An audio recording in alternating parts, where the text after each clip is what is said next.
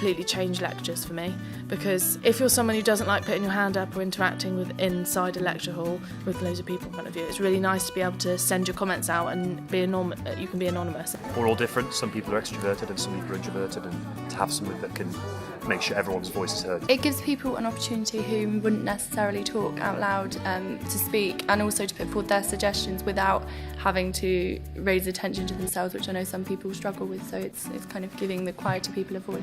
I've got a lot of friends who maybe aren't as confident speaking publicly, maybe they're a little bit introverted, or maybe they just want to explore an idea and not have that planted on them. It's inclusive of everyone and everyone can have their say. It makes the lectures more engaging because you're paying attention more, because you know you're going to get a question directly asked to you and you're going to get the feedback on that.